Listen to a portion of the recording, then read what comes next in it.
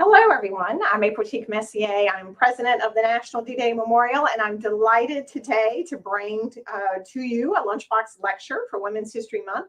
So excited to share this story. I'm here with my friend Ike here joining me today, and really excited to share the story of Frances Slanger. And I hope you've heard of her before. If you have not, I think you're in for a treat to learn a little bit more about her life. I highly recommend, after today's lecture, if you've not heard of the book, American Nightingale, a terrific book by Bob Welch, and it's all about Frances's story. So if you find what you hear today intriguing and you want to learn more, I cannot recommend this highly enough. Bob Welch, and it's American Nightingale, the story of Frances Slanger. My program is called A Pebble in the Water, and there's a reason I call it that, and I'm going to kind of bring that all together at the end of today's program. But I want to share a little bit about Frances's story with you today, because I think it's often an overlooked story that most people have never heard of before. So I'm going to share some slides with you today, and please feel free to chime in with any questions that you have that I can hopefully answer at the end of today's program. And the way I want to start today is with Frances's own words. She was an amazing lady, and she really loved to write. It's something that she did throughout her life. You'll hear me talk about this a lot. And many people knew her from World War II by something that she wrote. And she wrote it on the early morning hours of October 21st, 1944. If you can picture this for a moment, Frances is a nurse. She's in the Army Nurse Corps. She has actually, at this point in October, she's in Belgium.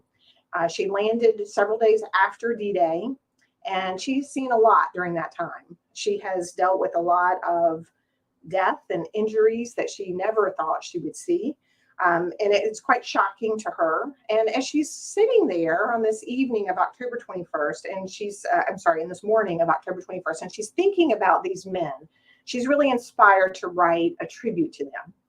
And so what I want to read to you now is this tribute that she wrote. And it became very popular with the soldiers and the sailors and the airmen in the Northern Europe during the time. So let me read an excerpt of this letter. We had read several articles in different magazines and papers sent in by grateful GIs praising the work of the nurses around the combat zones. Praising us for what? We wade ankle deep in mud. You have to lie in it. We are restricted to our immediate area, a cow pasture or a hayfield, but then who is not restricted? We have a stove and coal. We even have a laundry line in the tent. Sure, we rough it, but in comparison to the way you men are taking it, we can't complain, nor do we feel that bouquets are due us. But you, the men behind the guns, the men driving our tanks, flying our planes, sailing our ships, building bridges, and to the men who paved the way and to the men who are left behind, it is to you we doff our helmets. To every GI wearing the American uniform, for you we have the greatest admiration and respect. Yes, this time we are handing out the bouquets. But after taking care of some of your buddies, seeing them when they are brought in bloody, dirty with the earth, mud, and grime, and most of them so tired, somebody's brothers, somebody's fathers, and somebody's sons, seeing them gradually brought back to life, to consciousness, and to see their lips separate into a grin when they first welcome you. Usually they kid, hurt as they are. It doesn't amaze us to hear one of them say, "How you, babe?" or "Holy mackerel, an American woman?" or most indiscreetly, "How about a kiss?" These soldiers stay with us but a short time, from 10 days to possibly 2 weeks. We have learned a great deal about our American soldier and the stuff he is made of. The wounded do not cry. Their buddies come first. The patience and determination they show, the courage and fortitude they have is sometimes awesome to behold. It is we who are proud to be here. Rough it? No. It is a privilege to be able to receive you and a great distinction to see you open your eyes and with that swell American grin say, "Hiya, babe." So she writes this tribute, and her tent mates, they sign this letter, and with the permission of her commanding officer, she mails this to Stars and Stripes magazine, which is operating out of Paris. And I'm sure you've heard of Stars and Stripes magazine, very popular for all the military personnel. And the letter first appeared in the November 7th issue not in the letter column, but as the guest editorial at the top of the page. Now, to put that in perspective, there's only one other person who had ever appeared in the guest editorial section, and that was General Eisenhower. This was normally reserved just for the staff of the Stars and Stripes magazine. And here you have this nurse who's in Europe who writes this beautiful piece, and it's actually put on the front page in this guest editorial section. And men all over Europe are reading it. Over 150 issues delivered to soldiers, sailors, and airmen. Many of them were so moved, they responded with letters immediately, thanking her for her words. Sadly, Frances never got to read these letters or see her article published, however. She had already been dead for 17 days. She was killed by shell fire only hours after she finished writing this editorial.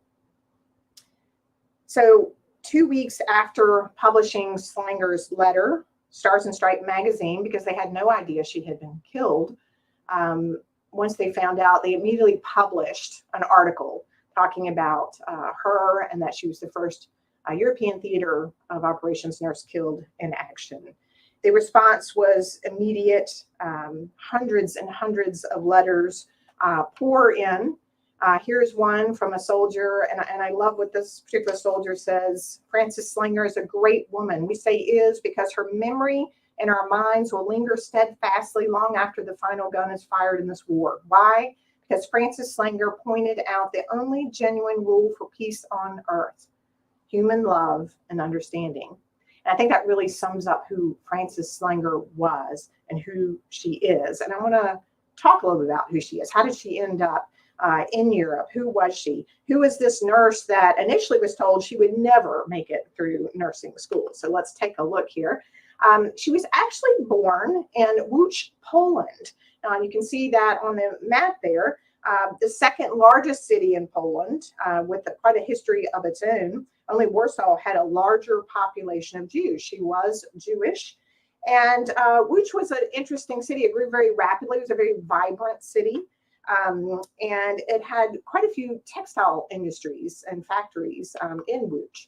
She lived in a poorer section of Łódź. She actually lived in a place called Beludi. And her family lived in a very small, drafty flat. They slept on straw beds. It was a very difficult time. And it was around 1913.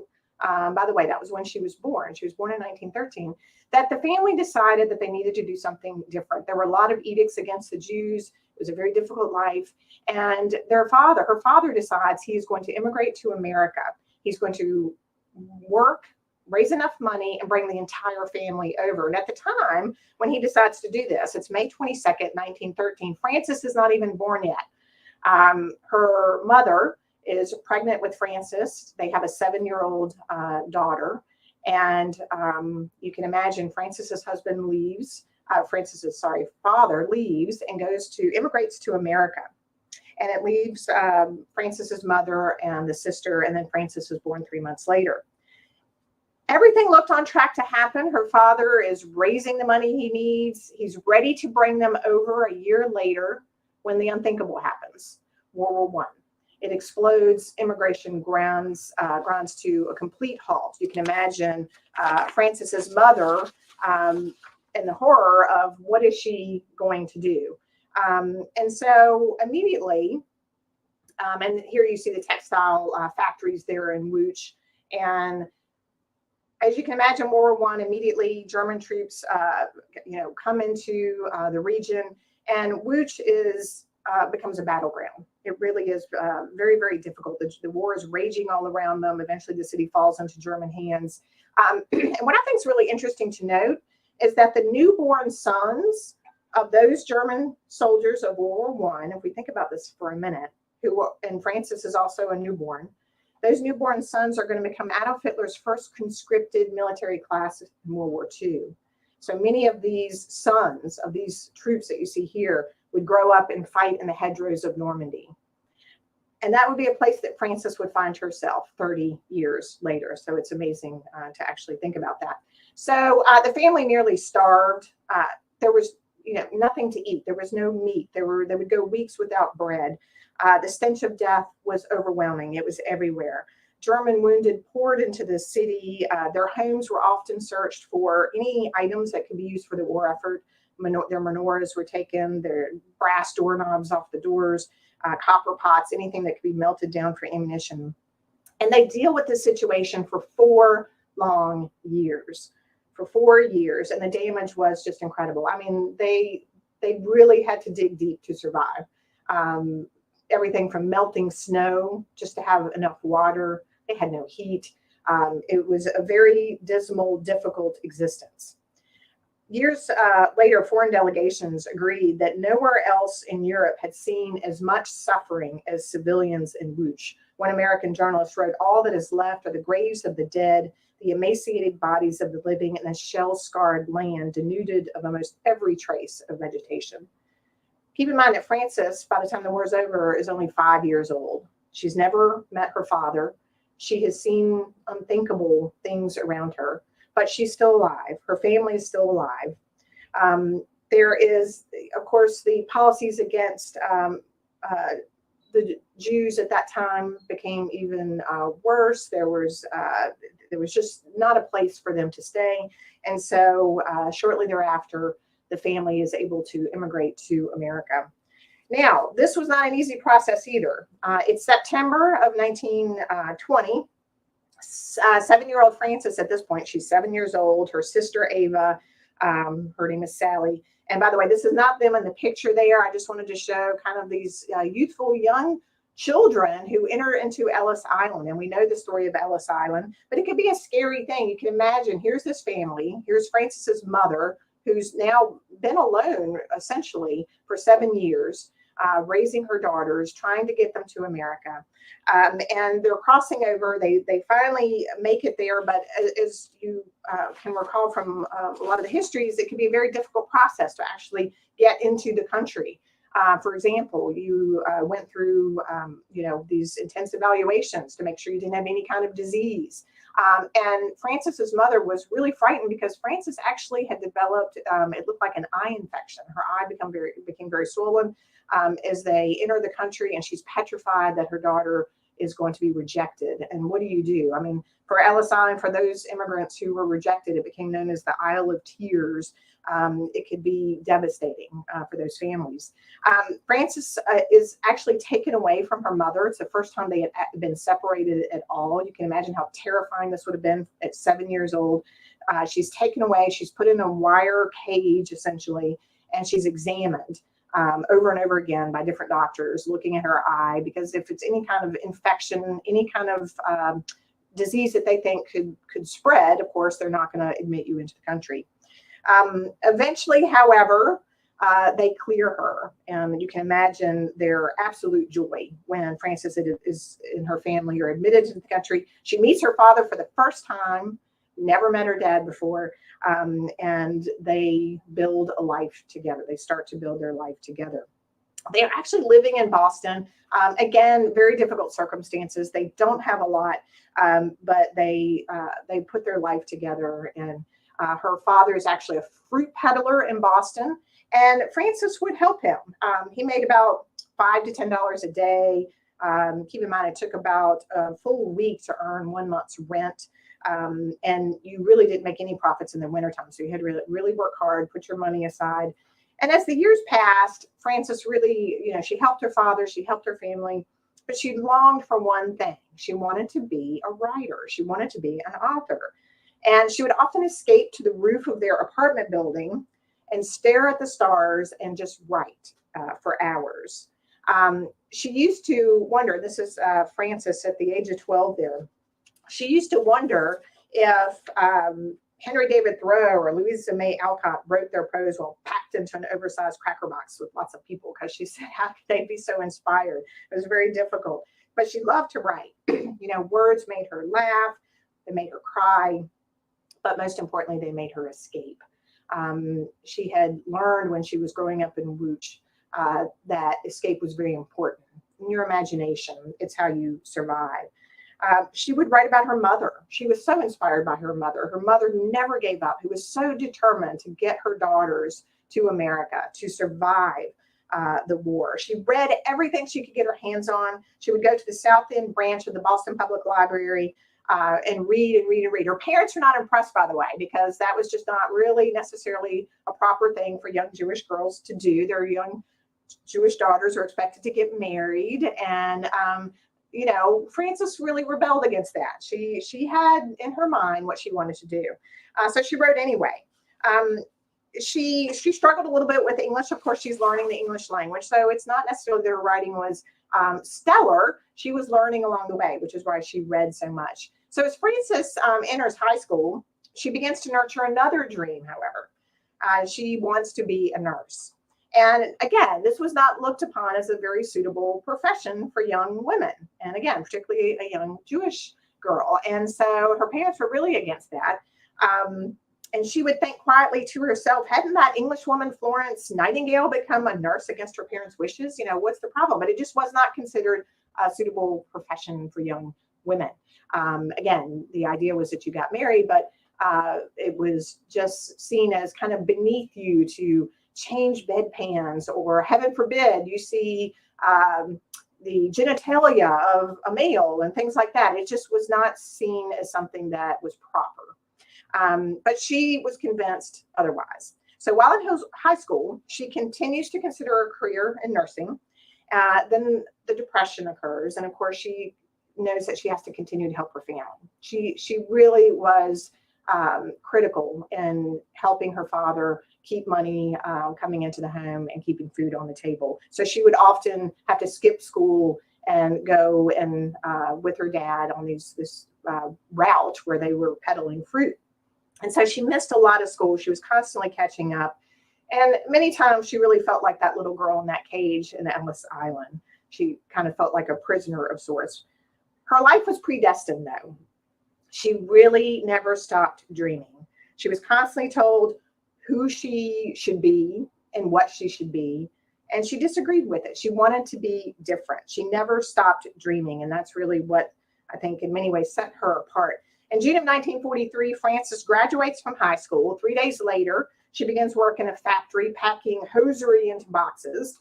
At that point, she's 20. At some point while she's working in this factory, she's 20 years old. Her father's health is starting to decline. And really the money that she's making is supporting the family. So she's got a lot on her. In spite of this, she's determined to follow her dream. And she submits an application to nursing school. And she's accepted. And she started in 1934. Frances was a natural. She understood people. She understood compassion. She understood that people need to be given hope. And I think a lot of that happened from her experiences in Wuch growing up. She cared for people, no matter their color, no matter their religion. She cared for everyone. And she gave everyone the same treatment. She was often reprimanded for spending too much time with a patient. She developed this closeness to her patients. She cared about them. And she had one supervisor in particular, whether or not this supervisor just didn't like her, was it because she was anti-Semitic? We don't know. But she had one supervisor who constantly criticized her and basically said that she was not qualified to be a nurse. Frances didn't let that bother her. She continued to work hard, and others gave her glowing reviews. So in 1937, Frances actually graduates from Boston City's Hospital School of Nursing, and she could not be more excited. She's just thrilled she's achieved this, but she hasn't stopped thinking about something else, because every chance she gets, she's listening to the radio and she's following what's happening overseas. She's following what's happening in her home country of Poland. And on September 1st, 1939, the Slangers are listening to the radio to hear that Poland is invaded by Germany. And scores of its civilians are dead. And she is really heartbroken by this. German soldiers enter the city of Wuch. They looted, torched, and destroyed homes and synagogues.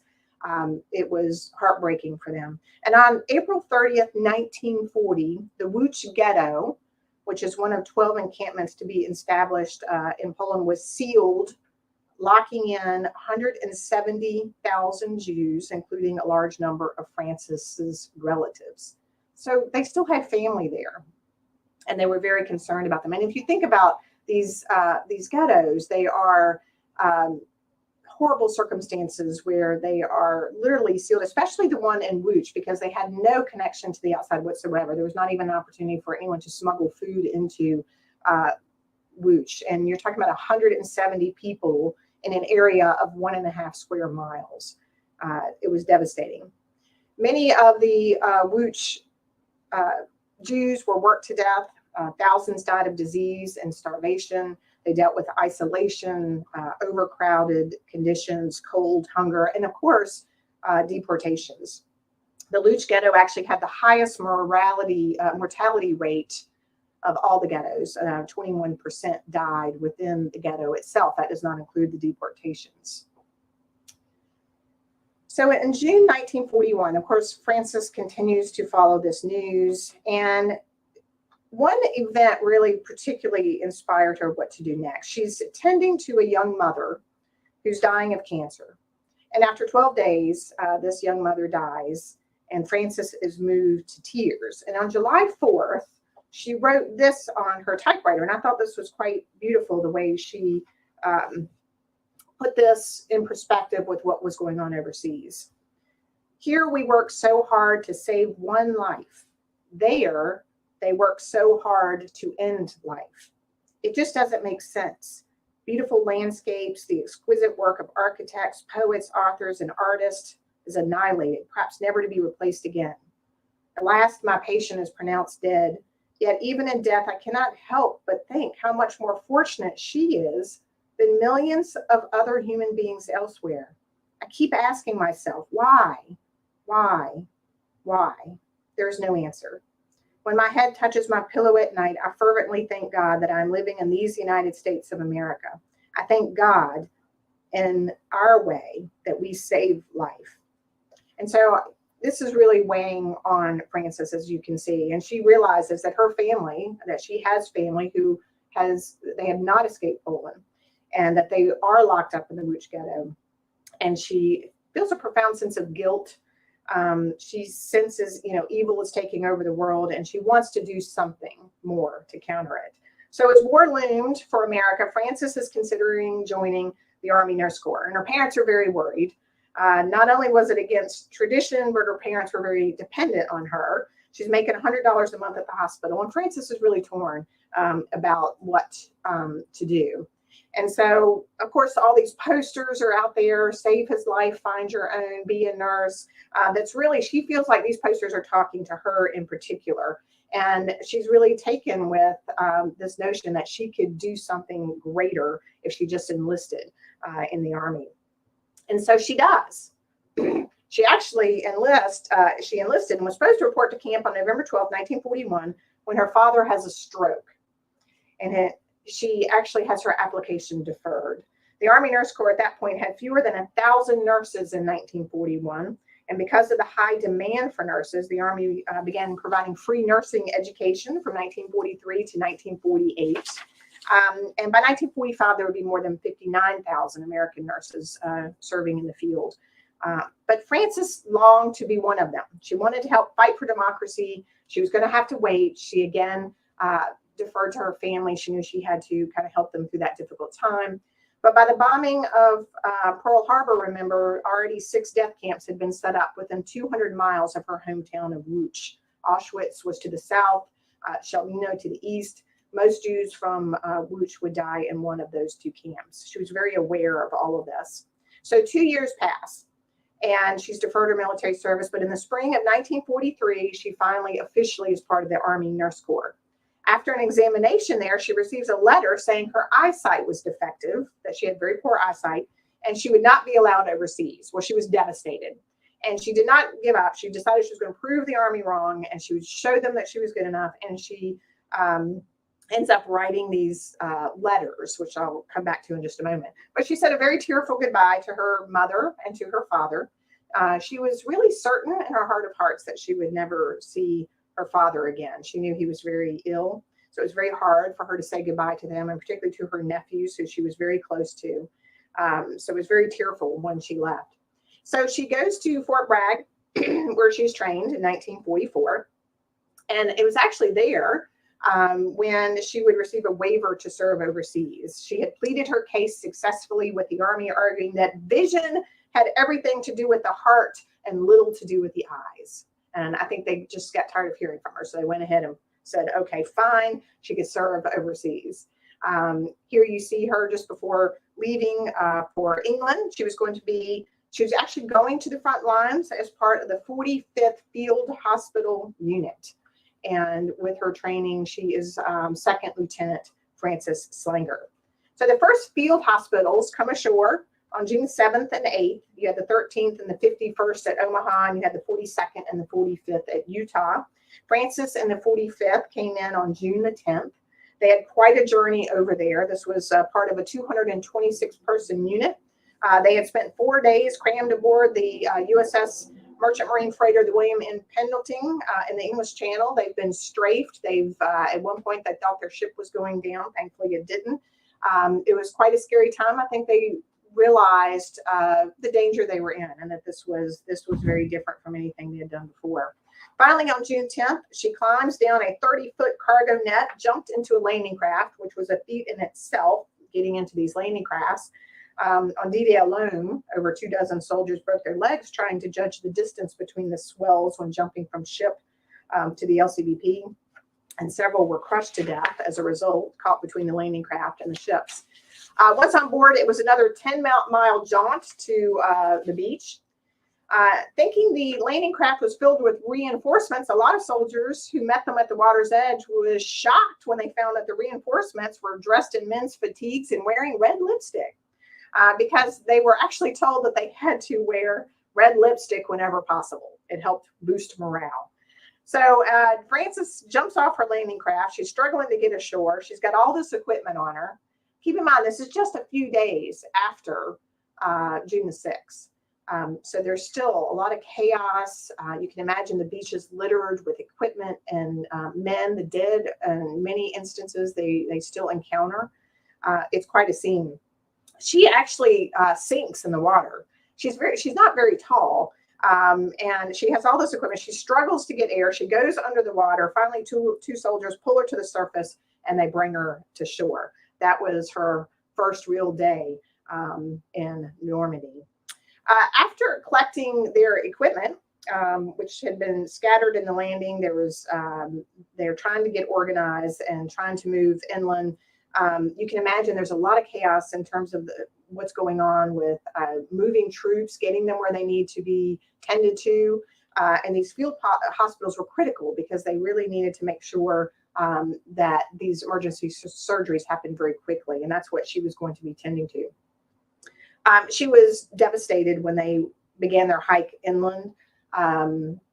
Horrific scenes that they would see, smoking tanks, bloated bodies of those who had drowned in flooded fields, or parachute troopers still tangled in trees who had been killed, dead German soldiers, young German soldiers, body parts, haggard soldiers who just looked like they could look right through you. Impromptu services for the dead. These are the things that she's witnessing as they're moving inland. One nurse commented that the only way you could get through was to stay focused on the job that they had to do. So Captain Joseph Shoham, who was also part of the 45th, just to give you an idea of some of the things that they witnessed as they're moving inland, they're in danger as they're witnessing some of these things around them. Captain Showen actually heard a cry for a medic on the beach. He turns to see a medic emerge from a foxhole to go call for help, and suddenly a bullet hits that medic in the eye. It was the first time that Showen had ever seen a man die. So for the men who were part of these medical units as well, it was quite shocking. There's gunfire in the distance. A lot of these doctors and nurses realize just the dire situation that they're in. But Frances believed this: to die was inevitable. To die in vain for no purpose at all was not.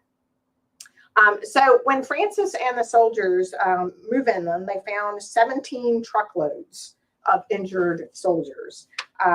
Some had been waiting 2 days for medical attention.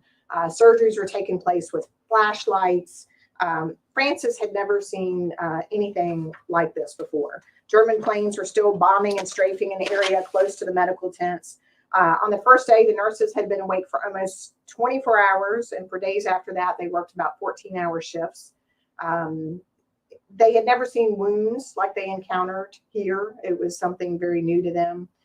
Eventually, there were 88 field hospitals following the troops as they fought their way across Europe, and the 45th was among the first two to be set up. So this became her new family, and she loved them. Here were her tent mates here, all nurses, and all three from Massachusetts. You have Christine Cox there, Elizabeth Powers, Margaret Bowler, and then Frances. And Frances was 30 years old at the time.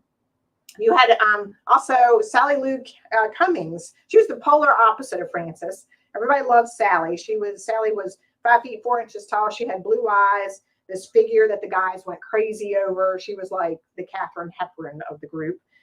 And she was actually engaged to this doctor here, Dr. John Bonser.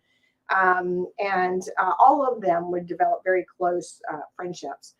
Frances, on the other hand, of course, she was 30 years old. She was short. She was somewhat plump with her brown eyes and thick glasses. And she used to always say, you know, she always felt like that she was the other person, the also pictured person, you know, that she didn't garner a lot of attention in her life. And then there was Isidore Schwartz here. Everybody called him Tiny, by the way. As you can see, he's anything but tiny. He was 6'3", 250 pounds. And he was a Jewish doctor who had actually grown up in Quincy, Massachusetts, and he became Frances's best friend. That is actually his wife in the picture with him. He had been married already for 7 years. But he developed a very close relationship with Frances because they had so much in common. They were both Jewish. They had both grown up in the same area. Both of their fathers had been fruit peddlers. So they just had a lot in common, and they enjoyed each other's company immensely. You heard me mention Captain Joseph Shoham a few moments ago. He was the 2nd Platoon's dentist, but also what you call the mess hall czar. He was 29 years old and married, and he believed he'd be pulling teeth and filling cavities in the Army, and that didn't quite happen as he drew straws for the 2nd Platoon mess boss, and that's what he ended up doing. He marveled at Frances. He really thought Frances just had so much character and compassion, and he was always taken with her. He said she was the best in the bunch. And would do whatever was necessary to help her patients. This is Major Herman Lord and the 2nd Platoon mascot, Penny, that you see he's holding there. He was a very friendly doctor from Michigan. And this was kind of the team. You'll hear me talk about some of them in just a minute. But they were all, again, just very close. They handled anywhere from 50 to 100 surgeries a day. While tending to soldiers in less than ideal circumstances, of course. I mean, the tents were just, they weren't ideal. That you're performing surgeries under these tents. It's often muddy. The terrain is terrible, and just anytime you might have to move your patients, and so. Taking time for yourself was difficult. You took your sponge baths out of your helmet most days. The protocol was your seat, your feet, and under your arms. Those were the most important areas. So, but at just any time they would have to pick up and move their patients back, whether or not the Germans had become closer to their lines or they had to pull back. Oftentimes when they were setting back up, they would look for a place with grazing cows, because if there were no dead cows, that meant that there weren't any landmines in that area. So these are things that they had to always worry about. For the wounded, it usually took about an hour or two to get to the field hospital. A medic would tend to the wound, of course, initially. Then you would have your medic get the wounded to the nearest jeep, where they would go to the battalion aid station about 500 yards from the front lines. And then from there, they would end up eventually from a clearing station onto your field hospital. The 45th took non-transferable patients, or non-transportable patients, I should say. So really, they had to work on those patients who would die if they didn't have immediate surgery.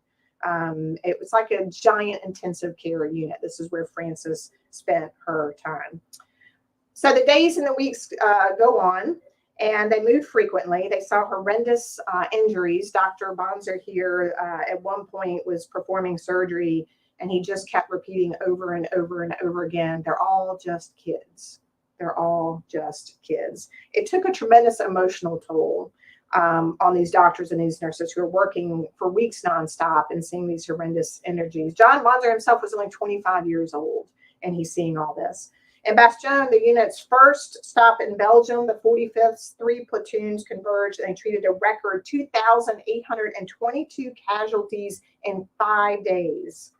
And that was partly the result of the Battle of the Hürtgen Forest, where American troops suffered literally 1 casualty for every yard gained. Shortly after reaching Elsenborn on October 6, this was their 14th stop since Utah Beach.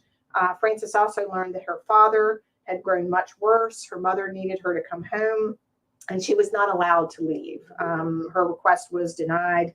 The Army needed her. She felt a lot of guilt about this, but at the same time, she felt like this was her home. She was where she needed to be, even though she felt a lot of guilt about not being with her father. She had grown very close to those all around her.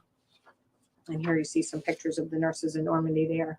So as the weeks passed, I'm going to get to the day that Frances is killed here.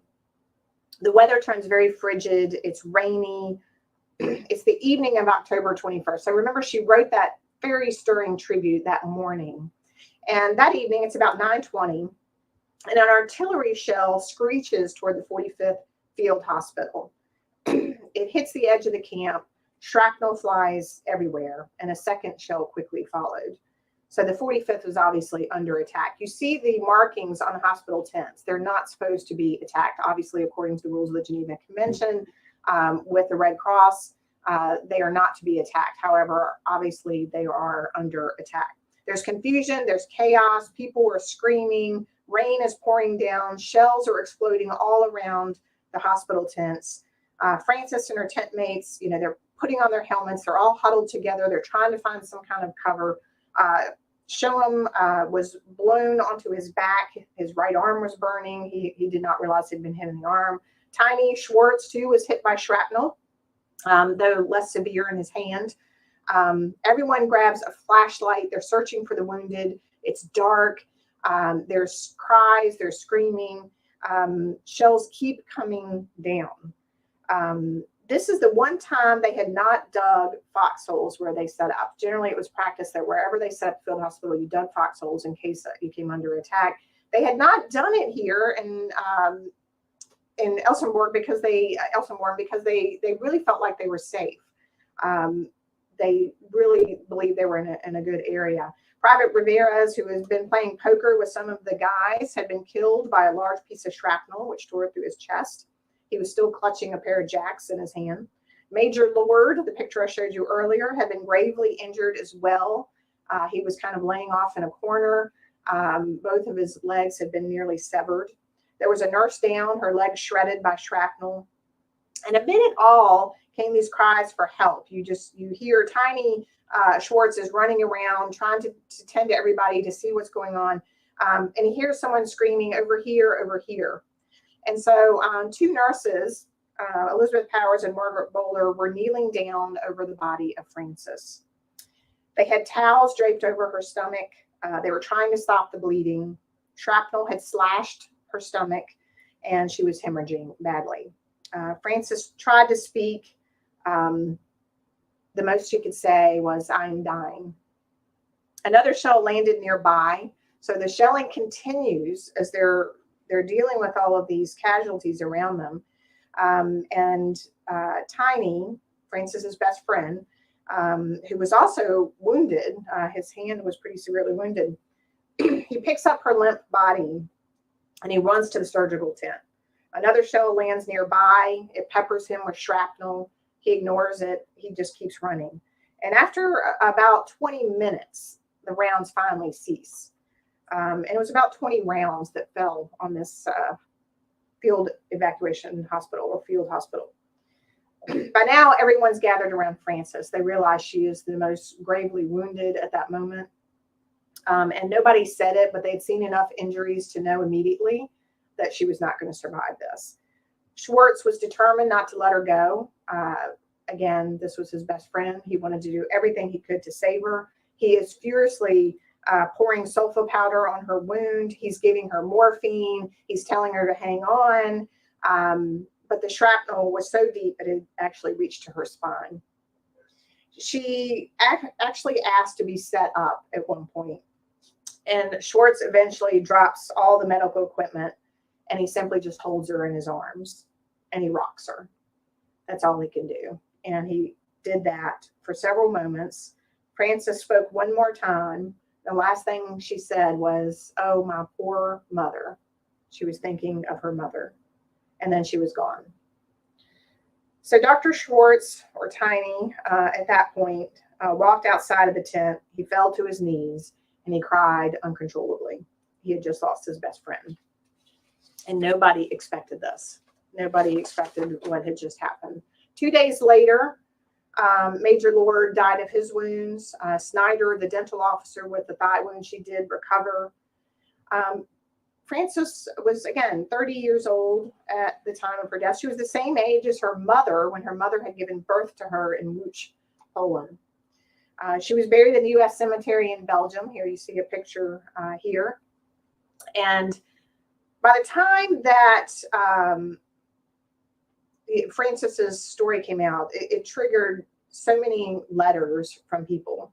And now all these letters are coming out after they learn of her death. I mean, hundreds and hundreds. I think it was the largest response that Stars and Stripes magazine had ever received about anything. And soldiers wanted to see her honored. They were devastated that she had been killed. They wanted to see her, a tribute to her in some way. And I will say, I think this really changed the attitudes also about nursing and about what these nurses did in the field. Because up until that time, whenever you saw pictures of nurses in the field, oftentimes you just saw kind of the carefree pictures. It was more about their looks and how they, and this really changed that and put it in the framework of what they were doing and how important their work was. And I think that really, you see a turn with her death on that. A lot of soldiers, by the way, actually took her article and cut it out and kept it with them. They put it in their field jackets. So here's some of the honors here. This ship, February 13th, 1945, a U.S. Army ship. The Lieutenant Frances Y. Slanger was named in her memory, the largest and fastest in the hospital fleet. And there were actually three. This was the equivalent, I should say, of three hospitals, three large hospitals. So this was an enormous ship. It was the largest and the fastest to come off of the production lines. Also, the first all-women's chapter in the country, the Lieutenant Frances Y. Slanger Post number 313 of the Jewish War Veterans of the U.S. Was founded in February 1946, representing all Jewish women veterans, and the post was committed to community service and women's rights and programs that help Jewish communities, such as combating anti-Semitism globally. You saw other things like this P-38 painted in her honor. So when the war ended, just going back to the 45th Field Hospital, I'll wrap up. They were in Czechoslovakia, south of Poland. In 331 days, they had traveled 600 miles from Utah Beach. They started with 226 people and finished with 173. 3 had died in combat. They treated 3 from their unit. They had treated 4,950 patients and only 223 died while in their care, which says a great deal about their skills and what they were able to do. Tiny Schwartz left Europe weighing 250 pounds and returned weighing just 180. The emotional toll was considerable. Frances, her father died less than 2 years after the war. He died in 1947. And shortly thereafter, Frances's mother asked that her daughter's body be returned to the United States. And so her body was returned in 1947. There was a memorial service in Boston with 1,500 friends and relatives and those who knew the story who wanted to honor her. And this is the grave marker of Frances. You can see it has actually part of the quote from her letter, "The wounded do not cry. Their buddies come first." So it's just a beautiful tribute to her. And then just wrapping up a little bit too, let's talk about the Łódź Ghetto there for a second. So January 19th, 1945, when the Łódź Ghetto was liberated by Russian troops, only 877 of the 210,000 Jews who had passed through Łódź were still alive. Only 877. More than 59,000 nurses served during World War II, more than 18,000 in the European theater by June of 1945. It's important to note that it's estimated that 201 nurses died in World War II, 17 by enemy fire. Nearly 70 nurses, remember, were captured by the Japanese in the Philippines in January of 1942 and held captive for 3.5 years. Another incredible story there of their courage and valor. And more than 1,600 nurses were decorated for valor during the war. So Dr. Shoham actually lived in Virginia, and he died in 2009. Just kind of give you some information about where some of them ended up. Frances's mother lived with her daughter, Sally, that was Frances's sister, in Holme, Massachusetts, until her death at the age of 75 in 1957. Sally, Frances's sister, died at the age of 91 in 1997, but she had 3 sons, including one son born after Frances's death, and his name is Francis Slanger Seidman, named in honor of his aunt. And he went on to be a nurse, very inspired by his aunt's story. After the war, by the way, Tiny Schwartz went to Quincy, Massachusetts, where he served as a senior surgeon at Quincy Hospital for more than 35 years. And he often visited Frances's mother, and he visited her often, and they could rarely talk about Frances without crying.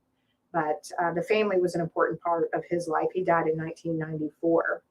You may remember Sally Lou Cummings. I talked about her, that looked like Katharine Hepburn.